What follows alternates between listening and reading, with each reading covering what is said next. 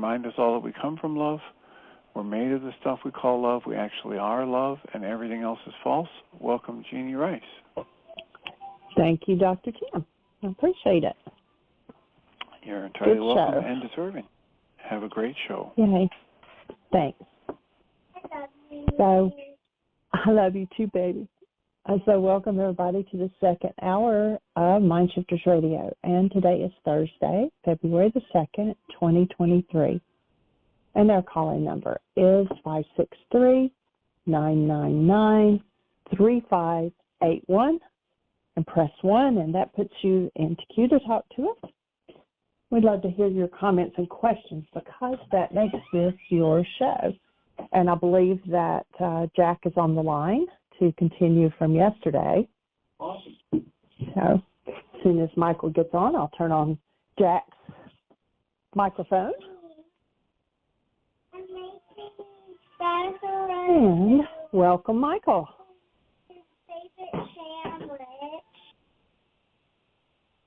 So, Michael, are you with us? I am absolutely here, but my mute button is pushed, so I'm talking away to myself. Just welcoming everybody. Delighted that we're here and ready to step up to the plate with this next piece of the worksheet that we're doing with Jack. So, sir, how do you be? What's on your mind at this moment? Hey. I just had a phone conversation with my former about our daughter, and I'm she didn't go to school today, and she's continuing to drive her car into the quicksand. I'm looking for the latest worksheet. Oh, there it is. I found it. Yeah. So I'm here, and I'm experiencing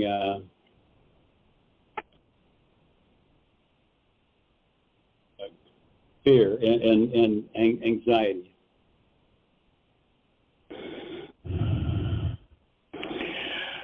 Well, one of the things we know is that interactions with life are going to show us everything we need to heal. Yeah.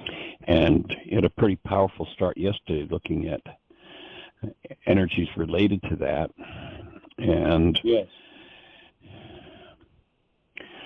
My input would be that once we're finished this sheet, I spent a fair bit of time just contemplating the whole circumstance that's going on for you. And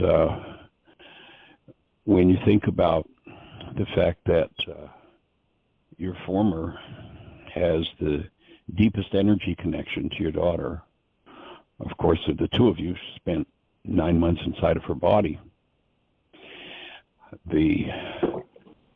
Once you've cleared out this level, then my invitation would be that you start really putting the pen to the paper and doing worksheets around all of the unresolved energies that have come up in relationship with your former.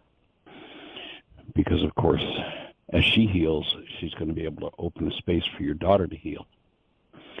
Difficult for your daughter to heal when mom's living in fear and trauma and dad is so far away with the same kind of dread going on that we're talking about yesterday. So I join you in holding the space for healing for not just yourself, but for both your daughter and your former. And of course, the master healer, I'm not sure whether I've shared this with you before, but back 35 or so years ago in an intensive at Heartland, we had a group of about 50 people, and there was one person in particular that went through a major healing process, and the shift was just monumental, the change for this one person. And I'm left contemplating, we got 50 people in this group, and one person gets this monumental shift. Why didn't everybody else make that same shift? What's the core of healing? And what I was shown and became very clear to me is that two things had to occur. One, love had to be conscious, active, and present within the person who's in need of healing. Or someone needs to be holding that space of love for them. And two, the unconscious dynamics that are creating trauma need to surface. And when those two things meet, A Course in Miracles talks about bring the world you do not want to the one you do. And so bringing the world of dread forward, full blast, directly inside yourself rather than projected into your brain's image of this situation gives you the opportunity to heal that old energy of dread on a totally different level, and all the complex of emotions that go with it, the fear, the grief, the anger, the desire to hit, the abandonment, the yelling. All of those are energetic patterns that will tend to separate you from the truth of who you are as love. And the first order of business for me is getting back to that space where I can be in that space rather than run by something from my past that's in my mind. And it sounds like one of your deepest triggers right now is your former. So I hold the space for you to be able to hold the space for her. They resolve I just had a good talk with her, and I was able to stay in my heart chakra with her, and nice. and we were just worried together about our daughter, and and then she was telling me about sad things that had happened, and we were. It was a loving conversation, if sweet, worrisome. Yeah. Well, then the next piece of the puzzle then will complete this worksheet, but the next piece then would be for you to do some work around worry. If in fact there is an unconscious communication between you and your daughter, does a space of active love serve your daughter better than a space of worry? Yeah, sure. And so then the next step in the process would be for you to forgive that worry in you so that you can be in that space. And of course, if your former is willing to do that, then to support that moving in her as well, so that she and you, when you can connect in that presence of love with your daughter in mind and just being a pure space for her, that's where the healing's going to come from your daughter.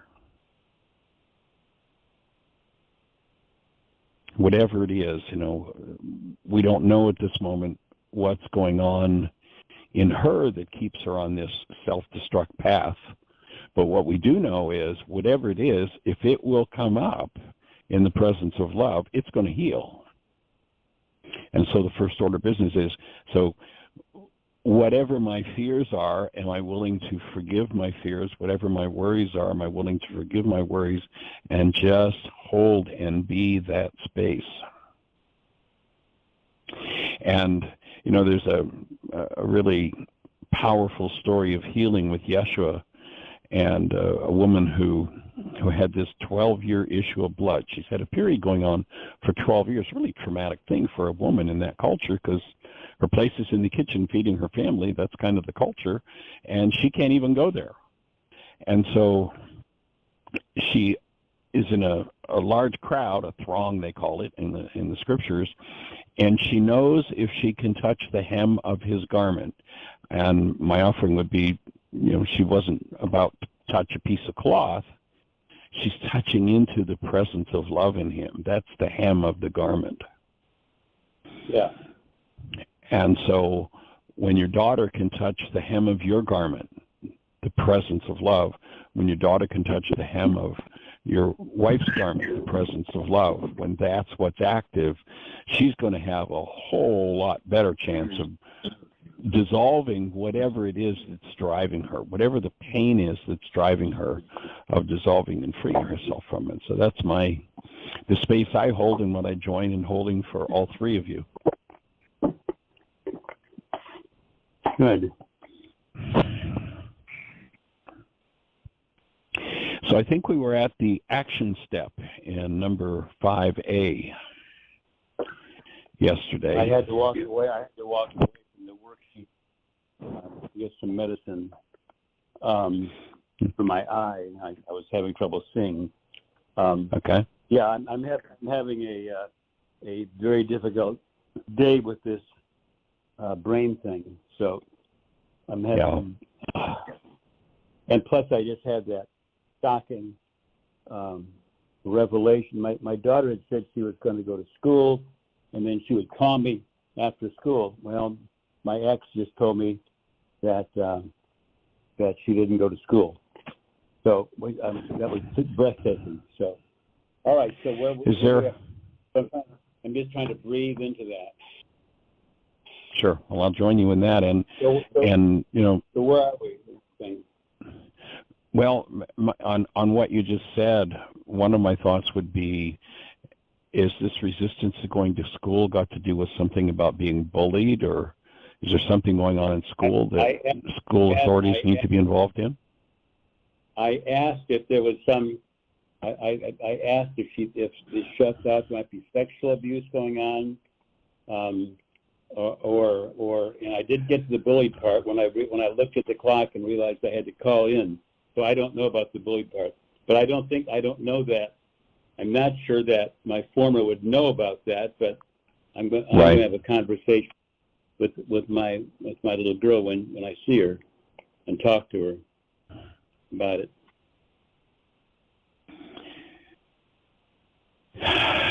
Breathing with you. Difficult situation.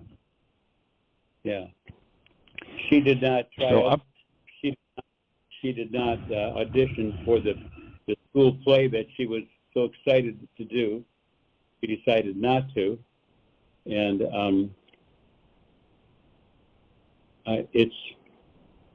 they've cast the thing and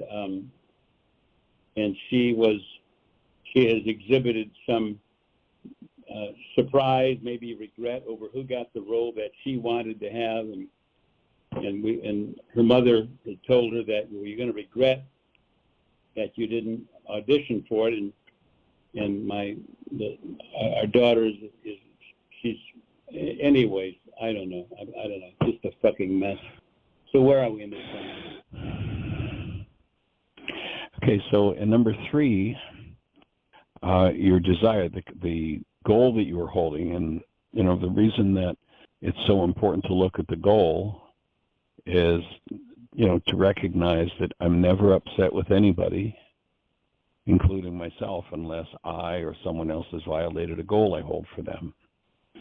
And the reason that's so important is because if I load a goal in my mind that accesses some form of hostility or fear, then instead of building my perception out of love, I'm going to build it out of whatever that hostility or fear is. And when I do that, I take my internal hostility or fear and I put it into my brain's image, that perceptual construct of whoever I'm looking at or think I'm looking at. And I'm experiencing the pain, but I've got an indirect relationship because I think it's caused by this person whose picture is in my mind. And so the core of forgiveness in the ancient Aramaic, as Yeshua taught it, the word forgive is shabag or shabak, and it literally means to cancel. And so when I recognize that if I put a goal in my mind, like, you know, it's a wonderful goal to have for your former to restore effective help for your daughter and for your daughter to be well. They're powerful, awesome goals. However, if you put them in your mind and your mind uses some form of hostility or fear as a result of those goals, then that hostility or fear becomes a basis of your perception. When you cancel the goal, in the Aramaic, the word forgive is shabag, it means to cancel. When you cancel that goal, what happens is the perceptual construct, the little bit of data that's going on inside that builds a picture of somebody else being responsible for what's going on inside of me, shows me that they're the problem in my life. And so the action step is to cancel that goal, not because there's anything wrong with it, but because every time I load it in my mind, it accesses my hostility or fear. And I distort myself and my capabilities when that happens. So the action step, if you go down to number 5A, while holding love conscious, active, and present, I now choose to collapse my mind's lies by willingly canceling the goal, the driver for number 1C, that would be your former, to restore effective help for my daughter. Okay. So you want to cancel that goal? Yeah. Interestingly enough, in the 24 hours since we last talked, I was talking to my first former, who is a psychotherapist, and got very, very concerned about all this. And the goal, right. And it hit me that I did find the phone number for the counselor that she was seeing, and I got the idea I'm going to call her and arrange for, and so I began the process of having our little girl see or have a few conversations with that counselor, and so we're actually working on that now. And I've kind of done an end run on my former about that. Is there any support from her for it at this moment? I have or not. Or is she still in the mode of I don't want to get this into official records? Well, none of that's changed. We haven't even discussed that. Right. Okay. Well, I'll hold space. I told her that I was going to have a session with our daughter, and the counselor, like a daddy-daughter counseling, and she was fine with that. So that's, if she awesome. thought that would be yeah. So yes, I have no problem with canceling this goal of having my former, restore the effective help for my daughter, our daughter, and to be responsible for my daughter being well. Okay, well that's a new wrinkle for her to be responsible for your daughter being well. So you've assigned her another job. Well, I guess I threw that word in there as part of to explain what I mean by restore the effective help for daughter and for daughter to be well. I see. And for daughter to be well, you want me to cancel the idea is that I cancel the desire that my daughter be well. Okay, I misunderstood that. Got it. No. So yeah, what I'm hearing now is there are actually 3 goals here to be canceled. One is no, doctor. I'm trying to understand what you mean by in 5A, restore the effective health for daughter and for daughter to be well. What do you mean? Right. What is meant by that? So if the thing that's driving my pained perception is every time I think about my daughter and wanting her to be well, I go into trauma. I can't hold a space of love for my daughter when I'm in trauma. Yes. Now, it seems counterintuitive to say, so now what I'm going to do is I'm going to cancel my need for my daughter to be well. Well, Michael, that's ridiculous. If that's what you're meaning, that I can do that. Yes, I understand. I get that. Okay. Cool. And then I hear that thing. Right. And I hear a third goal here that you might just want to make note of, and that is that you've assigned your former wife the job of making sure your daughter's well. That would be another really important goal to cancel. Yeah, okay. Yeah, sure, I can cancel that, sure. Yeah. Mm-hmm. Yeah. Okay.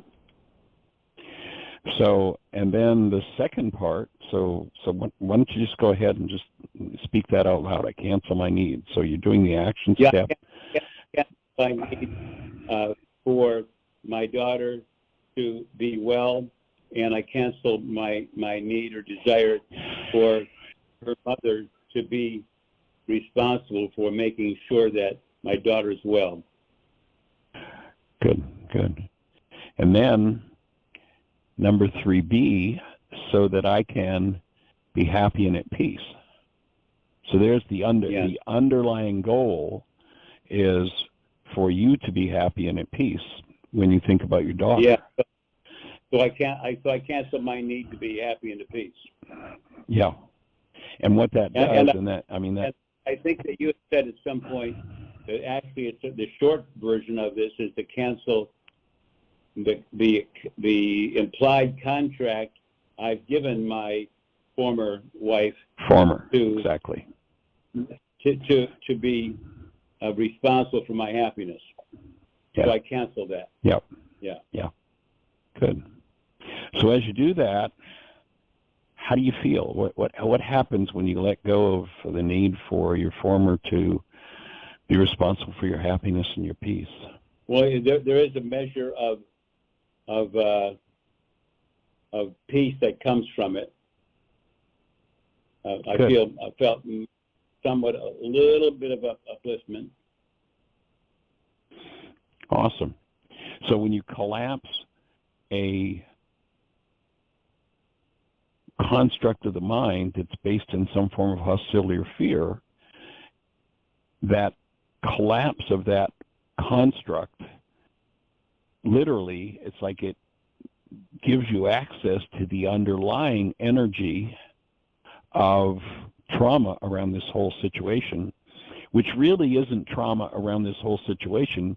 It's trauma that you've been carrying for a whole lot longer than the time you were married to your former or the time that your daughter's been alive, right? Yeah.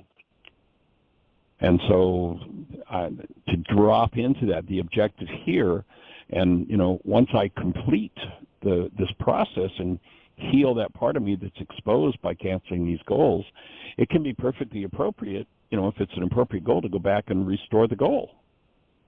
It's not that there's a problem with the goal. It's that when I put it into my mind uses its hostility or fear to build the way I see what's going on, and that's my mind's distortion that inhibits me from bringing love present for myself, for my daughter, for my former.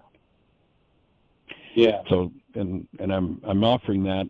I know we've had that conversation before, but I'm offering it so that anyone who's listening to the show, because it's so counterintuitive to take this wonderful goal that I have, I just want my daughter to be well, and cancel it.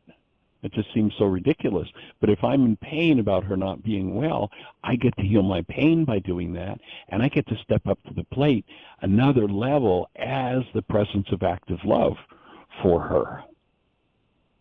And then when I can load the goal in my mind for her to be well, and I'm totally well, I'm totally connected to love, now I'm the space that can extend that love to her, which is the support she needs for getting well. Yes. Makes sense.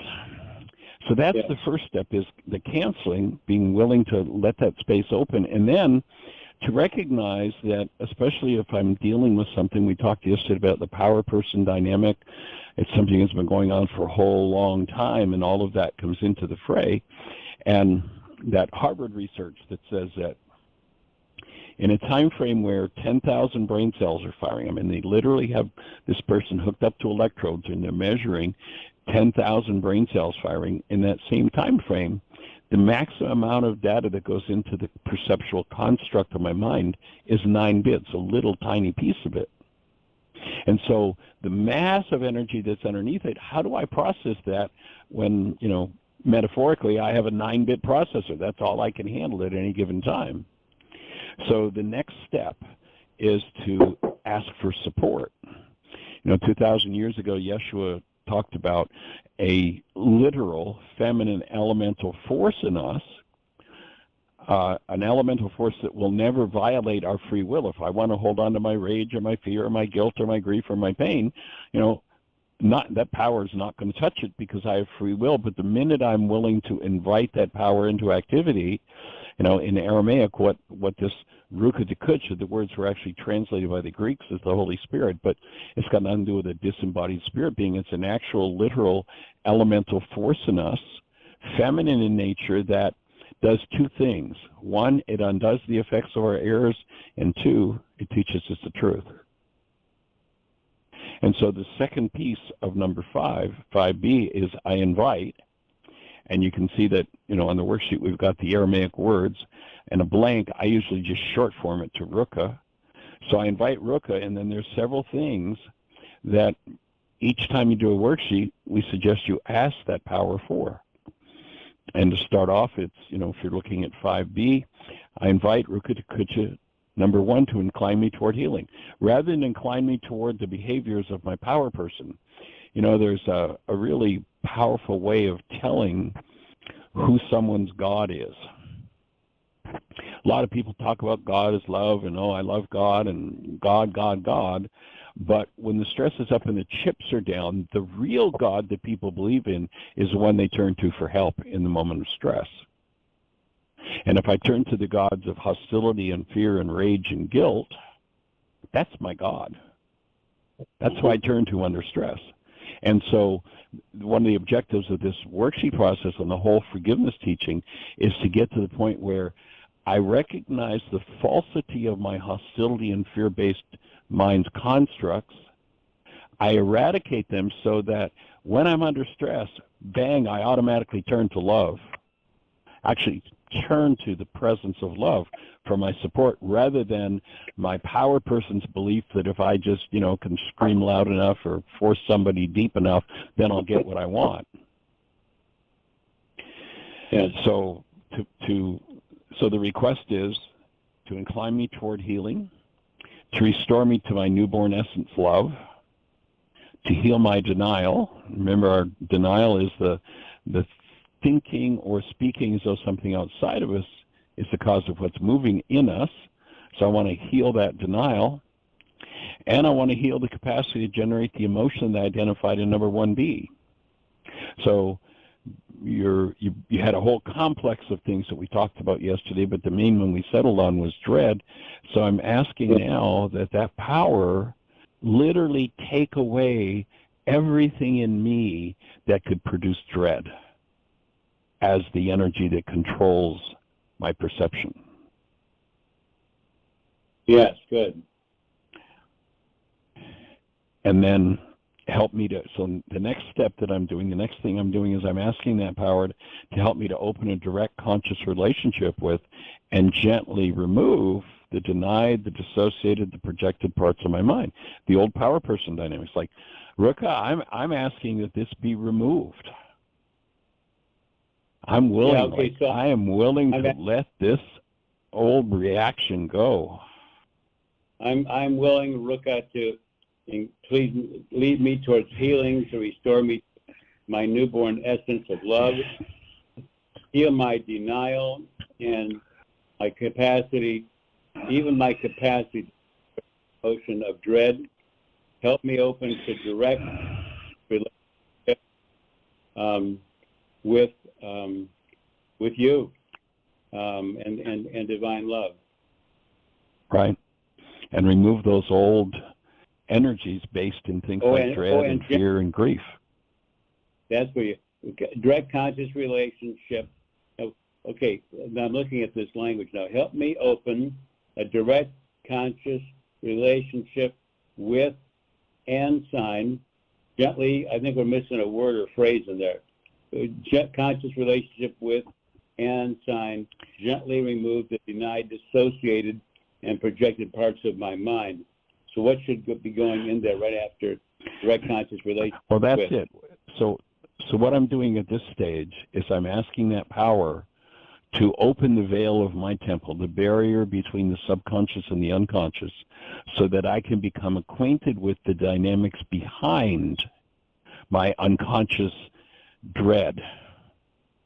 And I'm asking to have that opened and then to bring healing to that part of my mind, the part I've denied and hidden from myself, and projected into my brain's image of whoever I'm doing the worksheet on. So notice when you started, the cause of the dread was what your former was doing. The truth is, the cause of your dread is that in your unconscious there's dread, and you want to get rid of it. So I'm asking that power to help me to open, to become conscious of that part of my mind and to remove it. Like what would life be like if no matter what happened in John's world, with his own health or his family or the world itself, politics or anything else, what would happen if John could not even imagine producing dread or fear or anger or rage or grief about it? What would life be like if your mind couldn't even conjure those energies up anymore? Yes, good. And the only power running in your mind is the power of active present love. Yes, perfect. So that's where we want to get to here. That's the idea of this, is I'm ready to look at these parts of me, and I'm ready to stop relying on them. I'm like, they've been my God. Yep, that's what I've turned to when I'm under stress, and I'm ready to turn to love when I'm under stress. And then number 5C, there's a third piece in the puzzle here. Once I start to undo those internal dynamics that have, for most people, been habitual all of their lives, my mind can kind of play this game of, well, okay, now we're finished with that, but then it's going to find another place to put that pained dynamic. And so in number 5C, I'm going to cancel my need to be right about it. Yep, she's the problem in my life. And I'm going to let go of the need to make up another story out of this hidden corrupt data to hallucinate proof that my fear and hostility-based story, my reality, is true. I'm ready to let go of that one. So another canceling, there's another goal there. And, the mind is kind of like this habit machine, and we'll tend to keep going back to its old dynamic going back. And so I'm asking Ruka for support in healing the propensity to even go back to finding somebody else to blame. Yes, good. And so as you let go of those things and breathe, number 6A, how do you feel? What's moving for you?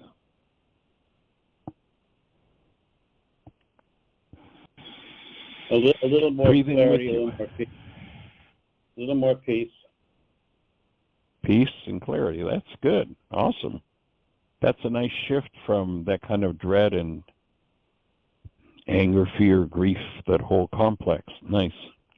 Yes. And if you look at the situation, the whole situation that you're working on from number 1, your desire for your father to be responsible, for your daughter to be well, if you look at that whole situation now, just kind of step back and sort of become the thinker apart from the thought. Observe yourself, the feeler apart from the feelings, the actor apart from your own actions. If you look at number 1 from this state of this increased level of peace and clarity that you've got, what becomes apparent? How does that situation look now from number 1?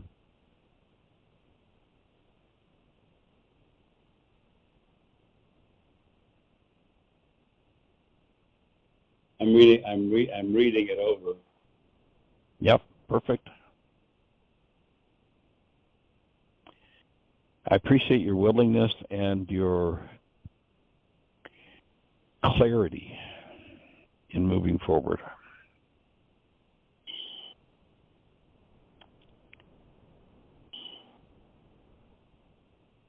Well, I'm not feeling the dread right now. I'm not feeling the fear right now. Okay. So then would the word be confidence in being able to move forward? Yes, I think so, sure. That's the sense I'm getting from what you're saying. Confidence is a good word. Confidence in moving forward. Now, yes, be aware that, this and you want to really, jot down this new insight, this confidence in moving forward, so that you can turn to it when the next layer of healing comes up, when the next perceptual construct of your mind says, no, but it really is her fault, and it's she, and I've got all this rage and all the unresolved energies I have, yep. And what I'm going to do is I'm going to stay connected to this. She's working on it, yes. Yep. Oh, okay. Now, is this new one, this new wake-up sheet, going to be in the form where we can fill in the blanks online without printing it out? Take some time for us to get, this is a whole new piece of the puzzle, and it's going to be a whole other project for us to get it on the website. But in the meantime, I can use what is already on the website. Yeah, you can. Yes. Or, you've got this worksheet. What I would do, John, if I were you, is because I think this is a really an easier form for you to use. My thought would be that you just have a notebook. You have this up on your screen. Actually, I sent you an email this morning. I did a couple of minor tweaks on it and sent an email this morning. And just have a notebook and write the highlights of it out in your notebook as you do it. And in the meantime, I'll print some off and I'll mail them to you. Okay. That'll give us some time. We'll have to look at, we're going to have to get our technicians in India involved, and it's a whole other project to put this one live on the website. Yeah. Jeanie, your thoughts on that? Well, they were really kind to decrease the amount of money that they were going to charge me to fix the ones that are online now. So to get them to do a whole new one, it would be a whole new fee. And I just don't have the money. I mean, it was... Yeah. We're but the ones that are already on the website work now, and they do, like when you fill in, who your attention is, who your object of attention is, it will fill in that name on the future steps that ask for that. So all of that is working now on the two forms online plus the game. Yeah. Perfect. Okay. So, John, if you were to do a line drawing in that little square of your emotions now, what would that line drawing look like? Oh, I don't know. I don't know much about line drawings. I don't do art. But if you're just to represent your feelings at this point, like up above, we actually didn't really do that step above, but, for a lot of people... No. Yeah. It would just be it would just be a straight line across. Okay. Maybe. Cool. The other one would have been a up and down, up and down, up and down line. Right. Perfect. Perfect. So number 7A. A principle of the universe is that by giving, I first get the original. And so there's several things that we suggest when you complete a worksheet that to reinforce and solidify the new insight, like confidence that things are going to move forward, I'm going to tap into gratitude. What your former, in doing what she's been doing, has given you the opportunity to do is to look at this capacity of your mind to produce some pretty powerful negative emotions. And it's really the gift that she's given you to free you, to give you the opportunity to work on and free you of those things. So gratitude for that is a powerful place to be. There's been a lot of research done on gratitude. I'm sure you're familiar with it, about how it advances people's healed state. It's pretty powerful stuff. Yes. So I'm grateful for this opportunity to heal. I choose truth. Like, if my mind's generating some form of hostility or fear, the truth is it's my mind generating. It's not caused by somebody outside of me, so I'm willing to look at the truth, and I'm willing to be in that connected heart space, that space of perfect love. Yes. Total truth, I am. And now what you want to do is thinking about your object of attention, your former, And then based on what your demands were of her, what would be a new goal from this connected space of love that you could structure toward her? It's always been in my heart chakra, it's always been a state of love when I'm thinking about her or talking to her. Awesome. So then that would be what goes in the blank in number 7.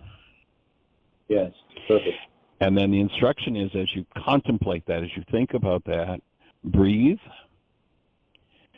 be in that heart space, be the presence of love, and allow your physiology as you breathe to cleanse and bathe in oxygen. Just let that oxygen flow throughout your whole structure as you let everything soften, including this space in the dura of your spine where this pressure is on this cerebral spinal fluid. Yes, okay. So breathing with you on that. And also, you know, it's interesting that you were way up there, up north, and now you're, I'm not sure exactly how close you are, but you're probably within 10 miles of the Upledger Institute. I don't know if you've had any contact with them since we talked last, that last worksheet that we did. But no. I bet Upledger Institute, and they're like, I mean, I studied with Upledger when he was still alive 35 years ago, and I mean, he's done some awesome work, and I bet they have a free clinic there that you could go to and get some craniosacral treatment. I have asked several thousand people with this disease about craniosacral, and there isn't one report where it was beneficial. So I'm not terribly motivated for that. I think it's a new surgeon. Yeah. I mean, if we're, is there one report? Not even one. Is there one report with anybody who has the disorder, who's actually gone and done craniosacral work? Oh, I don't know. I didn't ask that question. Yeah. So if nobody reports it, but nobody did it, then of course nobody's going to report it. My offering would be, John, if I were in your shoes right now, the first thing I do when I get off the phone is I call the Upledger Institute, see if they have a free clinic, and go get some craniosacral work done. Okay. That's, I mean, literally, you know, Dr. John Upledger spent a lifetime. He used to be a professor at the University of Michigan, and then he actually, you know, I don't know if you know, he had a clinic at Hal and Lassie's church in. I knew him. He was at Uni of the Palm Beaches. I was on the board there. Right. Very well. I mean, I met Upledger and interviewed him. Yeah, awesome. I'm quite familiar with him. So other people are running the clinic, but you know, from my awareness as a naturopath, it'd be one of the most powerful things you could do. I was sorry to see that he had left the planet. Yeah. And of course, the first step would be to do a consult, and you know, they know what they're doing very well, and see if there are any, you know, untoward effects that could happen from doing craniosacral work. You know, they would do an assessment, I'm sure, and let you know if there were any possible downsides to doing it. But I think it would be one of the most powerful gifts you could give yourself. What my experience is, and over the years, you know, one of the things that I developed about 40 years ago and I've taught is still point breathing. And what I found is that when people go into that still point, that's the deepest processing space there is for old trauma, is in that still point. And so over the years, I've looked for things that enhance the ability to go into that still point, and Upledger's work was one of the first things I came across 3.5, almost 4 decades ago, that enhances that space. And it creates on a physiological level an energetic opening that is one of the most powerful spaces for processing trauma that I know. And my offering is that your physiology doing what it's doing is a result of trauma. And when that trauma leaves your form, that disorder will leave your form. Yeah, thank you. Now, I understand the medical approach is, well, we're going to do the best we can do to treat that, which is powerful and wonderful, and the technology that's been developed is amazing in the whole medical field. But treatment's different than healing. And, you certainly don't need to exclude one to have the other. You can do them parallel, and I would think that at least an assessment from the Upledger Institute would be really beneficial for you. I may do that. I have had craniosacral work for sciatica and spent a lot of money doing it and got no benefit from it at all. And so I'm not terribly interested in it, at least at this point. I've done a lot of it, and it just it's done nothing for me. Okay. Well, we'll hold the space. From a guy who studies at the Upledger Institute. Okay. Well, we'll hold space. The next level of healing is yours. Hey, I appreciate you, Doctor. You're awesome. Thank you so much, and to Jeanie as well. I'm very grateful to you. Thank you so much. Really great stuff. Any other thoughts at this point that we can support you with? Any questions? No. Anything else we can clarify? So my hope would be that you start putting the pen to the paper, and there are several things you've uncovered here that, if you continue with them, will move your healing process and take this internal pressure off of you. And that, I think, is one of the most powerful things that could happen for you right now. So we hold the space for that, my friend. I'm grateful to you. Thank you, buddy. All right. Lots of love. Take care. Thank you. All right. And Miss Jeanie will send you that worksheet. I've already sent it. It's already sent. There you go. She's on top of it all. And I sent the information on the Upledger as well. Cool. All right.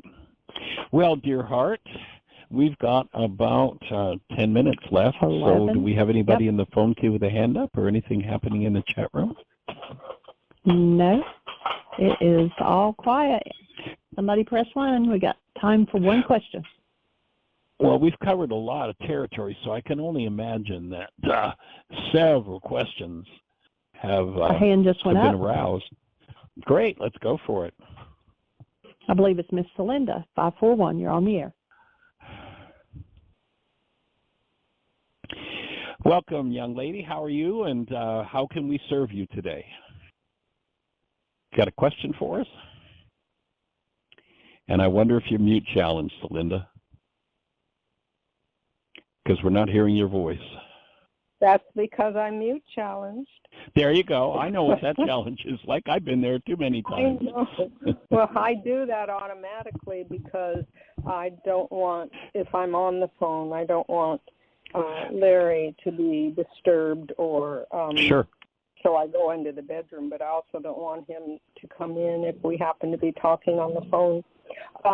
The quick question is this.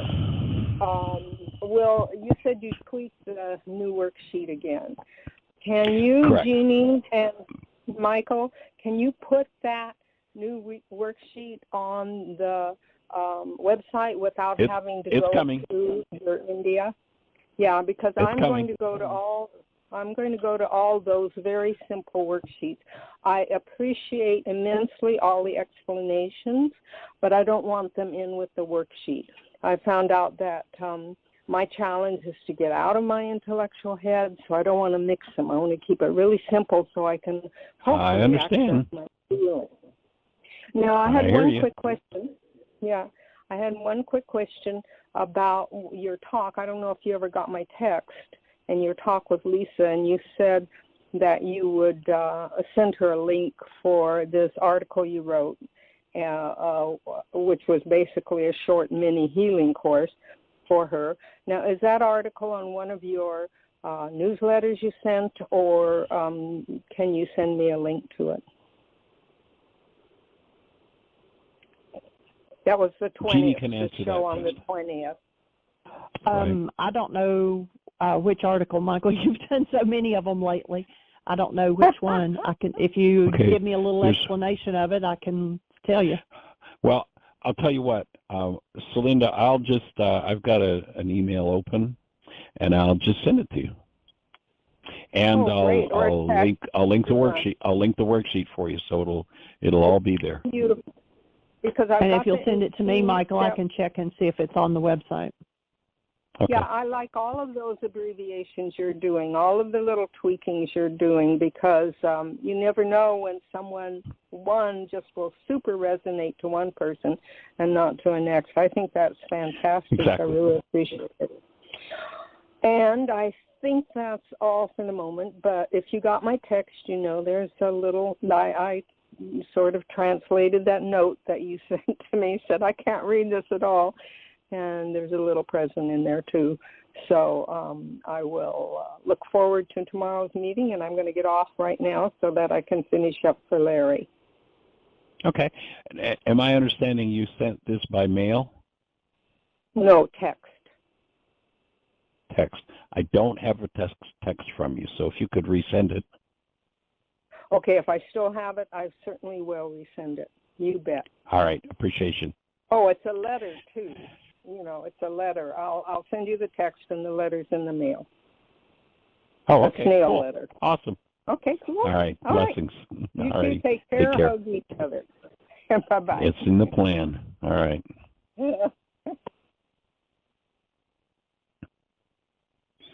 Okay, we have 7 minutes. Somebody press 1.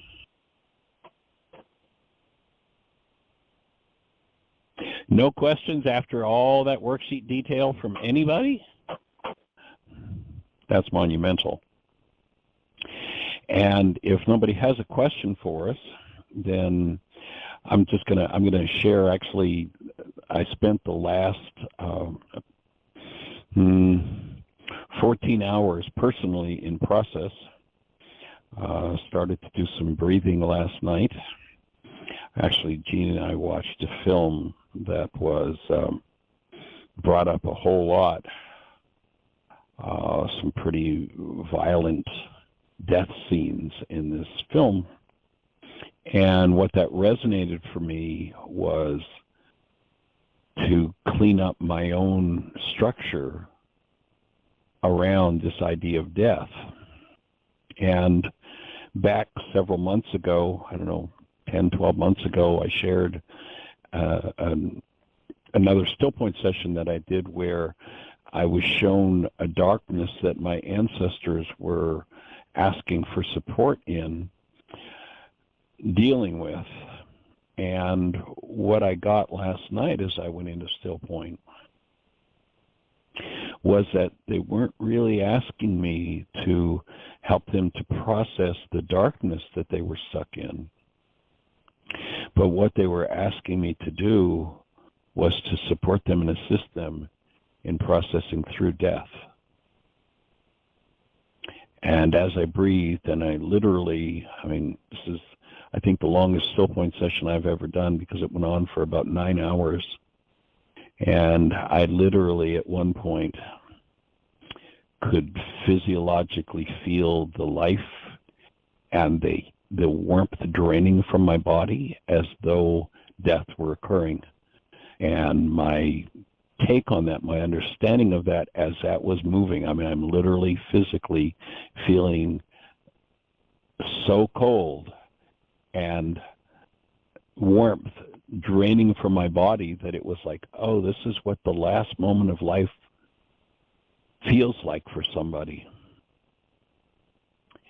And to stay connected to love and go through that opened a space for me to process this whole idea of death on an entirely different level than I've ever conceived of before. To literally stay connected as love, to stay connected to Ruka, the breath, keep my breath going, as hours of energetic experience around death passed through my body. It was a powerful, powerful session. And so I just thought I would share that, and anyone else that's ready to move into literally the willingness to face everything in your genes, in your bloodline that has killed anybody and everybody in all of the history of your bloodline. You know, each of us comes into the world with death programmed into our genes. How do I know that? Everybody over 120 in your bloodline and mine is already dead. It's part of our structure. And to me, when you hear the ancient teachings saying that with man death began, that we made the process up, and it's going to be up to us to undo it.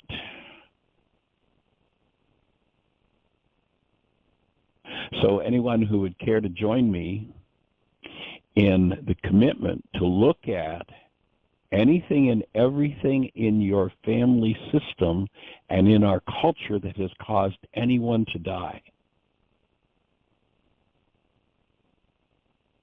to forgive, literally to remove that from our structures.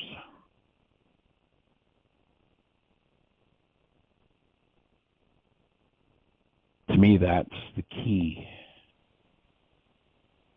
in stepping into the willingness to overcome everything in the bloodline. Every fear, every rage, every guilt, every escape, every self-deprecation, every thought that has created death for anyone, and the suffering that any person in our bloodlines have gone through. You know, when I was doing this still point session, and as this, literally the heat was draining out of my body. I mean, I was physically shivering and ice cold, and I had 2 20-pound weighted blankets on me, Jeanie. You know, we have separate weighted blankets, and as I'm shivering, Jeanie reaches over and puts her blanket on top of my 20-pound blanket, and my structure's still shivering as that heat drains out of my body.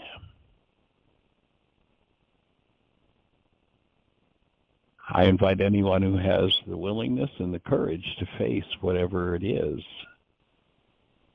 that has ever impacted the lifespan of everybody in your bloodline, to be able to embrace those energies in conscious, active, present love, to directly embrace those energies.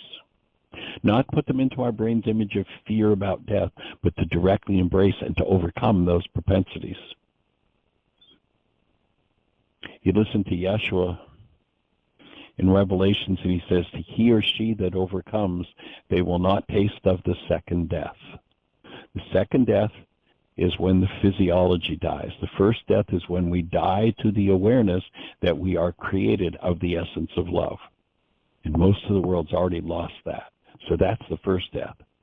If I overcome that and I restore my awareness of myself as the presence of love and restore that to my physiology, then I overcome the second death. And that's what he says, will become a pillar in the temple, and the temple is your body, and shall go out no more. We're going to stop killing ourselves. All death is suicide. It's time for us to give it up. So anyone wants to join me in that one, please make the commitment and let's go for it. In the meantime, create the best year yet of your eternal life. It's an awesome gift to give the world, and you're appreciated. Blessings.